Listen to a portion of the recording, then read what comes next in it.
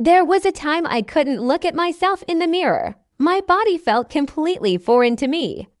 It had new scars, new movements, and definitely new limits. I used to believe that healing meant going back to normal, that one day I would wake up and everything would be exactly as it was before. But that version of normal never came back. It was a harsh reality to face.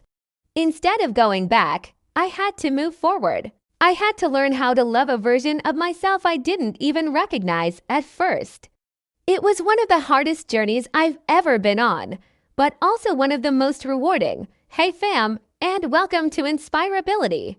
This is the space where your identity, your dignity, and your courage are always honored every single day.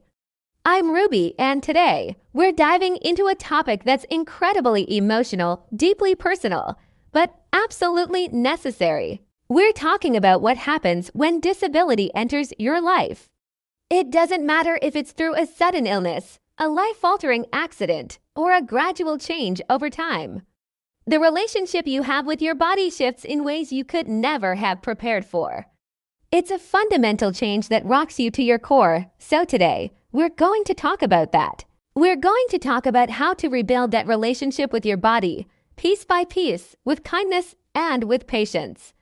It's about finding a new way to live in your own skin. When we talk about disability, we often focus on the practical things. We talk about adapting our homes, finding new ways to do daily tasks, and the big, overarching concept of acceptance. But there's a huge piece of the puzzle that often gets left out of the conversation. It's the grief. The profound, heart-wrenching grief of losing versions of your body that you once knew. Maybe you grieve the body that could run for miles without a second thought. Maybe you grieve the body that didn't need constant medication or careful planning just to get through the day. Maybe you grieve the simple, unconscious ease with which you used to move through the world. This grief is real.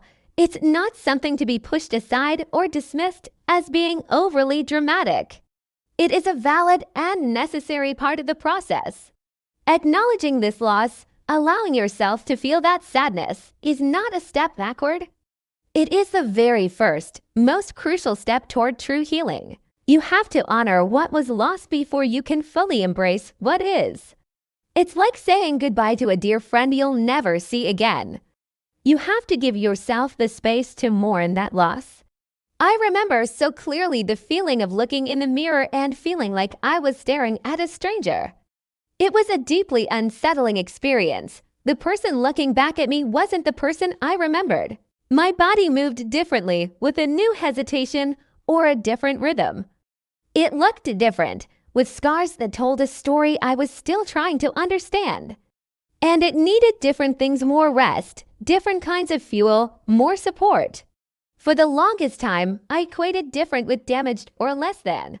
I saw the changes as flaws, as evidence of what I had lost. It took me a long time and a lot of internal work to reframe that thinking. I had to slowly, intentionally teach myself a new truth. Different doesn't mean damaged. It just means changed, and change, even change that comes from pain, can still be beautiful. My body had adapted, it had survived, it was rewriting its own story, and I had to learn to read the new chapters with an open heart. The reflection wasn't a stranger, it was me evolved. This is where self-compassion comes in, and let me tell you, it's a practice. It's not a switch you can just flip. For me, learning self-compassion looked like a series of small, intentional acts of kindness toward myself. It looked like finally allowing myself to rest without the crushing weight of guilt telling me I was being lazy. It was about listening to my body's signals for a break and actually honoring them. It looked like celebrating the small wins, things that might seem insignificant to others. Getting dressed on a difficult day, that's a victory. Making it through a tough appointment, that's a monumental win. It also looked like finding and wearing clothes that made me feel good in my new body, right now, instead of waiting for it to change back to something it used to be. But the biggest shift was learning to understand my limits instead of constantly fighting against them. I stopped seeing my body as the enemy, as this betrayer that was holding me back. I started to see it for what it truly was, a survivor. It was my partner in this journey, the vessel that had carried me through unimaginable challenges. It wasn't the source of my pain, it was the proof of my resilience. And that leads to the most powerful realization of all, loving yourself exactly as you are, right now, in this moment. There's so much pressure from the outside world, and even from within ourselves, to get back to who we were. There's this narrative of fixing ourselves, of overcoming disability as if it's a character flaw. But you don't need to go back, you don't need to fix yourself, because you are not broken. You only need to reconnect with the inherent worth that never, ever left you. It might be buried under layers of grief, frustration, and pain, but it's still there. Think about it. Your body carried you through the initial trauma. It navigated the pain. It endured the long, difficult process of rebuilding, physically and emotionally. That fact alone, that incredible feat of endurance, makes it worthy of love. It makes it worthy of respect. It makes it worthy of your kindness. Your worth is not determined by your physical abilities. It's innate, it's uncheckable.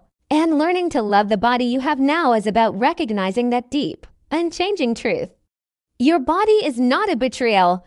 It is your companion through hardship and through healing. It has fought for you, adapted for you, and continues to carry you forward every single day. Your body is not broken. It is brave. It deserves your kindness. It deserves your patience. And most of all, it deserves your love. Honor it not for what it used to do or what you wish it could do, but for all that it still is, and all it still allows you to be and to experience. It's your home. Thank you so much for being here and sharing this space with me today. If this conversation resonated with you, please consider subscribing to InspireAbility and joining our community. Your story matters. Until next time, be kind to yourself.